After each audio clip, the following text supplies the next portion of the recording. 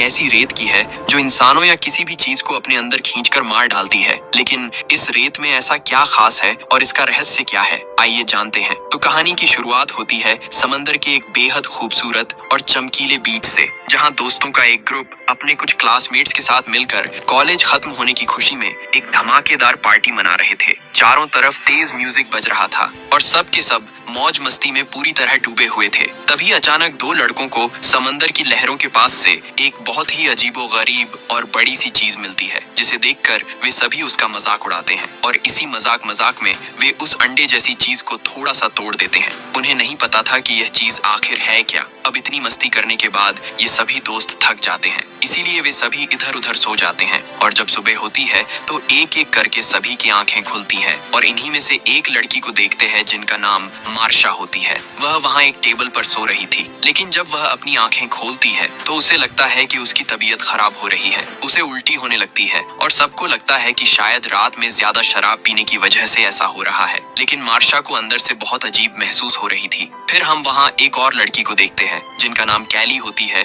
जो रेत पर बैठती हुई एक चिड़िया को देखती है। वह चिड़िया बिल्कुल सही सलामत बैठी होती है, लेकिन अचानक वो रेत उसे निगल लेती है। यह देखकर कैली बहुत हैरान रह जाती है कि ऐसा कैसे हो गया। इसीलिए वह जल्दी से अपनी दोस्त मार्शा को चिल्लाती हुई कहती है कि अपना पैर रेत पर मत रखना, वहाँ खतरा है। लेकिन इससे पहले कि मार्शा उसकी बात सुन पाती, उसने अपना पैर रेत पर रख दिया था और उसका पैर भी रेत के अंदर जाने लगता है। वह अपना पैर बाहर निकालने की बहुत कोशिश करती है, लेकिन इस कोशिश में उसका हाथ भी रेत पर चला जाता है। अब वह डर जाती है और जोर जोर से चिल्लाने लगती है। उसके दोस्त यह सब देख रहे थे और वे भी बहुत डरे हुए थे। वे उसकी मदद करने कैसे आ सकते थे, क्योंकि रेत में कुछ बहुत ही अजीब हो रहा था। किसी को कुछ समझ नहीं आ रहा था कि उन्हें क्या करना चाहिए। अब मार्शा की ये हालत देखकर कार में बैठा उसका एक दोस्त उसकी मदद करने के लिए बाहर आता है। सभी उसे रोकते हैं, लेकिन वह किसी की नहीं सुनता और जैसे ही वह रेत पर अपना पैर रखता है, वह वहीं मुंह के बल गिर पड़ता है। वह गिरकर रेत से बुरी तरह चिपक जाता है। वह खुद को बचाने की बहुत कोशिश करता है, लेकिन अब उसकी चमड़ी रेत से चिपकने लगी थी। चिपकने की वजह से उसका पूरा शरीर बुरी तरह जख्मी हो चुका था और यह देखकर उसके दोस्त गाड़ी स्टार्ट करते हैं ताकि वे किसी तरह अपने दोस्त को ऊपर खींच सकें, लेकिन उनकी गाड़ी भी स्टार्ट नहीं होती। अब उस लड़के का एक दोस्त उसकी तरफ एक रस्सी फेंकता है, लेकिन वह लड़का उस रस्सी को पकड़ने की हालत में बिल्कुल नहीं था और अगले ही कुछ पलों में उसका पूरा शरीर रेत में समा जाता है, जबकि बाकी सभी लोग बस बेबसी से यह सब देखते रह जाते हैं। अब वे लोग बहुत डर गए थे और सब यही योजना बनाते हैं कि उन्हें जल्द ही यहाँ से निकलना होगा। अब जो लड़का गाड़ी की ड्राइविंग सीट पर बैठा था, जिनका नाम जोना होता है, वह फिर से गाड़ी स्टार्ट करने की कोशिश करता है, लेकिन गाड़ी स्टार्ट नहीं हो रही थी। फिर हमें एक मोटा आदमी गिलबर्ट को देखते हैं जो एक ड्रम के अंदर फंसा हुआ है। वह हिलने डुलने लगता है। तब उसके दोस्त उससे कहते हैं कि तुम्हें बिल्कुल भी हिलना नहीं चाहिए, क्योंकि अगर तुम नीचे गिरे तो रेत तुम्हें अपने अंदर खींच लेगी। वह आदमी कहता है, क्या तुम लोग मेरे साथ मजाक कर रहे हो? दरअसल उसे लगा कि उसके दोस्त उसकी फिरकी ले रहे हैं। उसने यह सब अपनी आंखों से नहीं देखा था। वह उस समय सो रहा था और अब उसे इस ड्रम के अंदर खड़े खड़े दर्द महसूस होने लगा था, इसीलिए वह हिल डुल रहा था। एक लड़का उससे कहता है कि अगले 2 घंटों में कोई हमारी मदद के लिए आने वाला है, हमने कॉल कर दिया है, तो अगर तुम यहाँ शांत रहोगे तो वे हमें बचा लेंगे। यह सुनकर वह आदमी मान जाता है, लेकिन उस लड़के ने झूठ बोला था। कोई मदद नहीं आने वाली थी। वे सभी लोग यहाँ बुरी तरह फंस चुके थे। अब मार्शा की दोस्त कहती है कि कल रात हमने इसी बीच पर पार्टी की थी, तब इस रेत ने हमारा कुछ क्यों नहीं बिगाड़ा? यहाँ और भी लोग थे,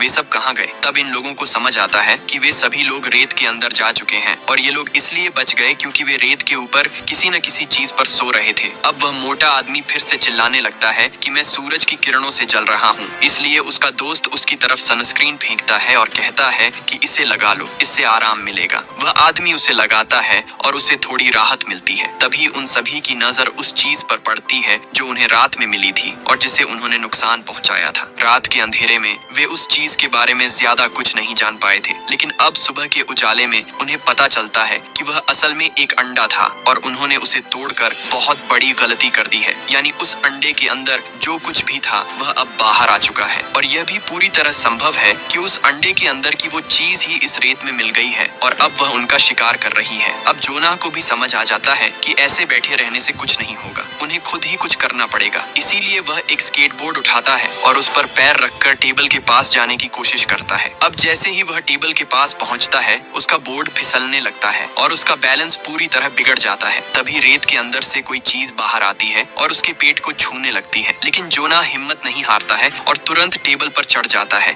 जहाँ एक बैग रखा हुआ था और उसमें खाने पीने का कुछ सामान था। उसे इस बैग से एक केला भी मिलता है, लेकिन जब वह उसे खाता है तो उसे उल्टी हो जाती है और जब वह अपने पेट की तरफ देखता है तो वहाँ एक घाव बन गया था। दरअसल यह इन्फेक्शन उसी रेत के अंदर छुपी चीज के छूने से हुआ था। ये देखकर हर कोई बहुत डर जाता है, लेकिन जोनाह उनसे कहता है कि चिंता मत करो, ये कुछ भी नहीं है, तुम लोग बस अपने बचने के बारे में सोचो। लेकिन तभी जोनाह का घाव बहुत दर्द करने लगता है और उसकी हालत खराब होने लगती है। उसके घाव से खून बहने लगता है और यह देखकर उसकी गर्लफ्रेंड कैली रोने लगती है और जोनाह वहीं लेट जाता है। तभी कार में बैठी एक लड़की सबको बताती है कि हमारे फोन कार की डिक्की में है और हमें उन्हें निकालने के लिए कुछ न कुछ करना होगा ताकि हम मदद के लिए कॉल कर सकें। लेकिन कोई भी यह खतरा नहीं लेना चाहता था क्योंकि कार के अंदर बैठकर डिक्की नहीं खोली जा सकती थी। अब एक लड़की कहती है कि यह काम मैं करूंगी। वह हिम्मत जुटाती है और वहां जाती है, लेकिन कार की डिक्की नहीं खुलती। तभी चंदा नाम की एक लड़की उसे लकड़ी का एक टुकड़ा देती है ताकि वह उसे कसकर पकड़ सके और रेत की तरफ न गिरे, लेकिन फिर भी वह कार की डिक्की नहीं खोल पाती। इसीलिए कैली उसे एक रॉड देती है और कहती है अब कोशिश करो। आखिरकार वह लड़की डिक्की खोलने में कामयाब हो जाती है, लेकिन तभी उन्हें दूर से कोई गाड़ी आता हुआ दिखाई देता है। वह वहाँ का सुपरवाइजर था। वे सभी उसे देखने लगते हैं और जब उनका ध्यान भटकता है तो डिक्की खोलने वाली लड़की की उंगलियां डिक्की में ही फंस जाती हैं और डिक्की बंद हो जाती है। वह दर्द से चीखने लगती है और वे सभी उसे मदद के लिए अपने पास बुलाने की कोशिश करते हैं। सुपरवाइजर उनके पास आता है और ताना मारते हुए कहता है कि तुम लोगों की जनरेशन शराब पीने के बाद ऐसे ही उल्टे सीधे काम करती है। पर वो सब उसे बताते हैं कि हम मुसीबत में हैं। वह अपनी कार उनकी तरफ लाता है और नीचे उतरने लगता है। सब चिल्लाते हैं कि रेत पर पैर मत रखना, लेकिन जैसे ही वह रेत पर पैर रखता है वे देखते हैं कि उसे कुछ नहीं होता। अब सबसे पहले वह जोनाह के पास जाता है और उसके पेट का घाव देखकर हैरान रह जाता है कि यह किसने किया। इसके बाद वह उस मोटे आदमी को ड्रम से बाहर निकालने की कोशिश करता है, लेकिन वह इतना भारी था कि वह हिला भी नहीं पा रहा था। इसलिए सुपरवाइजर कहता है कि चिंता मत करो, मैं थोड़ी देर में अपनी टीम को यहाँ बुला लूंगा जो तुम्हें यहाँ से निकाल लेगी, लेकिन मुझे समझ नहीं आ रहा कि तुम लोग यहाँ कर क्या रहे हो। फिर जोनाह की दोस्त उसे सब कुछ बताने की कोशिश करती है और कहती है कि हमारी दोस्त की उंगलियां कार की डिक्की में फंसी हुई हैं। सुपरवाइजर उसके पास जाता है, लेकिन वह उसकी कोई मदद नहीं करता। यह देखकर कैली उस पर चिल्लाने लगती है, जिस पर सुपरवाइजर उसके पास जाता है और कहता है कि तुम मुझसे इतनी बदतमीजी से बात क्यों कर रही हो, तुम्हें क्या परेशानी है। इस पर वह कहती है क्या आपको दिखाई नहीं दे रहा कि हम मुसीबत में हैं? हम रेत पर नहीं आ सकते, यह रेत पहले ही हमारे 2 दोस्तों को निगल चुकी है। सुपरवाइजर कहता है कि मेरे साथ ये मजाक मत करो, अगर ऐसा है तो फिर मैं रेत पर कैसे खड़ा हूँ, तुम लोग भी जल्दी से नीचे आ जाओ। लेकिन जोनाह की दोस्तों ने नीचे नहीं उतरते क्योंकि उन्हें पता था कि इसकी कीमत उन्हें अपनी जान देकर चुकानी पड़ेगी। गुस्सा होकर सुपरवाइजर अपनी बंदूक निकालने की कोशिश करता है, लेकिन उसी वक्त उसकी चाबियां भी रेत पर गिर जाती हैं। हर कोई उससे कहता है कि उन्हें मत उठाना, लेकिन वह नहीं सुनता और जैसे ही वह अपनी चाबी उठाने के लिए रेत पर हाथ रखता है, रेत उसे पकड़ लेती है। सुपरवाइजर के पास पेपर स्प्रे था जिसे वह उस रेत पर स्प्रे करने लगता है, लेकिन उसका कोई फायदा नहीं होता क्योंकि वह जीव उसके आधे हाथ को खा जाता है, जिससे बहुत खून बहने लगता है। यह देखकर सब डर जाते हैं और चीखने चिल्लाने लगते हैं। अब कैली दूर से ही उसका पेपर स्प्रे को उठा लेती है, ये सोचकर कि शायद इससे उन्हें उस जीव को हराने में मदद मिल सके। और तभी सुपरवाइजर पूरी तरह से रेत में गिर जाता है और रेत उसे निगलने लगती है और देखते ही देखते वह पूरी तरह रेत में समा जाता है। अब ऊपर केविन में जोनाह की दोस्त अपने साथी से कुछ बात करते हैं, जहां उन्हें अब समझ में आ जाता है कि सुपरवाइजर को कुछ इसलिए नहीं हो रहा था क्योंकि उसके जूते बहुत मजबूत थे और नीचे से कपड़े जैसे बने हुए थे। इसीलिए वह लड़का अपने बाकी दोस्तों से कहता है कि तौलिया मेरी तरफ फेंको ताकि हम उसे अपने पैरों पर बांधकर यहाँ से निकल सकें। जब उसके दोस्त उसकी तरफ तौलिया फेंकते हैं तो उसे पकड़ने के चक्कर में वह नीचे गिर जाता है। जैसे ही वह नीचे गिरता है, रेत से कई धागे जैसी चीजें बाहर निकलती हैं जो शायद उस जीव के टेंटिकल्स थे और वे उसके पूरे शरीर से चिपक जाते हैं और उसका खून पीने लगते हैं। वह दर्द से चिल्लाने लगता है और देखते ही देखते वह भी बाकी लोगों की तरह रेत में गायब हो जाती है। ये देखकर वे बहुत डर जाते हैं और अब चंदा अपने कानों पर हाथ रखकर रोने लगती है। तभी कैली उससे कहती है कि सब ठीक हो जाएगा। वह चंदा को एक केविन की ग्रिल को सीधी रखने के लिए कहती है और वहां एक और ग्रिल रखने के बाद वह ऊंचे केविन से कूदकर कार में आ जाती है। अब जैसे ही वह कार में आती है, वह चंदा को थप्पड़ मारती है क्योंकि यहाँ आने का प्लान उसी का था। हालांकि इसमें चंदा की कोई गलती नहीं थी। अब दोनों मिलकर डिक्की में फंसी लड़की की उंगलियों को निकालने की कोशिश करती हैं और आखिरकार वो उसे बाहर निकाल लेती है। वे उसके हाथ पर एक तौलिया बांध देती है। तभी दूसरी तरफ हम उस मोटे आदमी को देखते हैं जिसका पूरा शरीर उस ड्रम में फंसे रहने की वजह से दर्द करने लगा था। उसके शरीर से खून भी निकलने लगता है और जब वह खून रेत पर गिरता है तो रेत से कुछ टेंटिकल्स बाहर आते हैं और उस जीव को पता चल जाता है कि यहाँ कोई इंसान मौजूद है। दूसरी तरफ वे दोनों लड़कियां उन केविन के ग्रिल्स को जोड़कर टेबल तक पहुंचने का रास्ता बना लेती हैं और अब चंदा जोनाह के पास जाती है। जिस लड़की की उंगली कार की डिक्की में फंसी थी वह कैली से कहती है कि अब तुम्हें जाना चाहिए क्योंकि मेरे हाथ से खून निकल रहा है और अगर मेरा खून रेत पर गिरा तो वह जीव हम पर हमला कर देगा। इसीलिए कैली भी चलकर वहां पहुंच जाती है। अब आखिरकार वह घायल उंगली वाली लड़की उस ग्रिल पर चलना शुरू करती है, लेकिन अचानक उसके हाथ से खून टपकने लगता है और जैसे ही उसका संतुलन बिगड़ता है वह रेत पर गिर जाती है और रेत उसे भी निगल जाती है। दूसरी तरफ हम उस मोटे आदमी को देखते हैं जिसके ड्रम पर खून बह रहा था, इसलिए वे टेंटिकल्स उसकी तरफ आकर्षित होने लगते हैं। अब हम चंदा को देखते हैं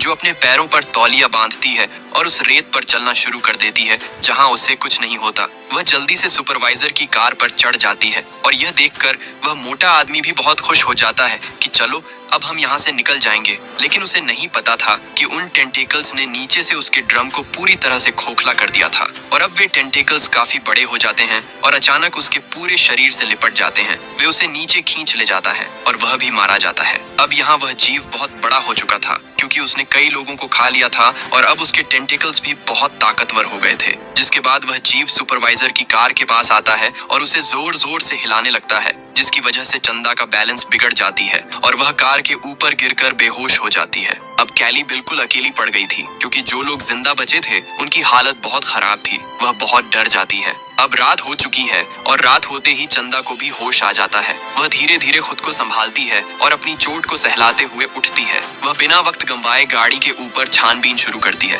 ताकि इस नरक से निकलने का कोई और जरिया मिल सके। हालांकि किस्मत से उसे वहां एक तैरने वाला लाइफ राफ्ट मिल जाता है जो बटन दबाते ही अपने आप हवा भरकर फूल जाता है। चांदा तुरंत उस राफ्ट को नीचे गिरा देती है और देखते ही देखते वह हवा से पूरी तरह फूलकर एक मजबूत रबर की बोट की तरह तैयार हो जाता है जिस पर वह जोनाह को लिटाती है और उसे खींचकर कार तक ले जाती है। और जब कैली गाड़ी में घुसने वाली होती है तभी वह जीव अपने टेंटिकल्स से कार का दरवाजा बंद कर देता है। यहाँ उस जीव के टेंटिकल्स चमक रहे थे और उनमें से एक नीली रोशनी निकल रही थी, लेकिन कैली हिम्मत नहीं हारती और वह किसी तरह कार के ऊपर चढ़ जाती है। वह देखती है कि पेट्रोल का डिब्बा रखा है। वह पेट्रोल को उठाने लगती है तभी उस जीव ने उस डिब्बे को पकड़ लिया था। वह उसे छोड़ नहीं रहा था, इसलिए कैली बिना समय बर्बाद किए दूसरा डिब्बा उठाती है और कार के चारों तरफ छिड़कने लगती है। इस दौरान कुछ पेट्रोल उस जीव पर भी गिर जाता है और फिर वह उसमें आग लगा देती है। आग लगते ही उस जीव के टेंटिकल्स भी जलने लगते हैं और वह दर्द से तड़पने लगता है। कैली तुरंत कार के अंदर जाती है और दरवाजा बंद कर लेती है। वह जीव भी कार का दरवाजा खोलने की कोशिश करने लगता है, लेकिन बुरी तरह जलने की वजह से उसकी ताकत अब कम हो चुकी थी और वह वापस रेत के अंदर चल जाता है। अब यह रात काफी लंबी हो चुकी थी और वे तीनों बहुत डरे हुए थे, इसीलिए वे कार में ही सो जाते हैं। जब सुबह होती है तो कोई उनकी कार का शीशा खटखटाता है। वह देखने में एक पुलिस अफसर लग रहा था।